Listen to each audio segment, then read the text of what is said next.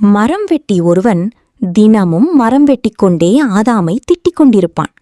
ஆதாமினால்தான் இது எனக்கு வந்தது. ஆதாம் ஒழுங்காக ஏதேன் தோட்டத்திலேயே இருந்திருக்கலாமே. அவனது கீழ்ப்படியாமையால் நானும் சாபத்திற்குள்ளாகி இவ்வளவு கஷ்டப்பட்டு வேலை செய்ய வேண்டியதிருக்கிறது என்பான். இவன் ஆதாமை ஒவ்வொரு நாளும் வசைப்பாடுவதை அந்த வழியாய்ச் செல்லும் ஒரு போதகர் கேட்டுக்கொண்டே வந்தார். ஒரு நாள் அவர் ஒரு சிறிய பொட்டலத்தை அந்த மரவெட்டியிடம் கொடுத்து, இதை நான் வரும் வரை வைத்திரு, திறக்காதே, பத்திரமாய் பார்த்து கொண்டால் உனக்கு 100 ரூபாய் தருகிறேன் என்று சொல்லிவிட்டு சென்றார். 100 ரூபாய் தனக்கு கிடைக்கப் போகும் பாக்கியத்தை எண்ணி மகிழ்ந்தான் விறகு வெட்டி. அப்படியானால் இந்த பொட்டலத்தில் ஏதோ மிகவும் விலையேறப்பெற்ற ஒன்று இருக்க வேண்டும்.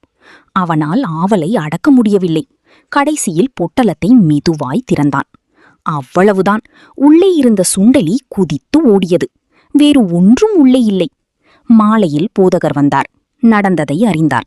உடனே அந்த போதகர் மரம் வெட்டியிடம், ஆதாம் கீழ்ப்படியாதது இருக்கட்டும், நீ எப்படி கீழ்ப்படியாமல் 100 ரூபாய் பரிசை வீணாக இழந்தாயே என்றார். அன்று முதல் அந்த மரம் வெட்டி ஆதாமை மட்டுமல்ல, மற்றவர்களை குறை கூறுவதையும் விட்டுவிட்டான்.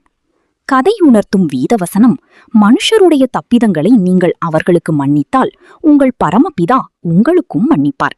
மத்து 6:14.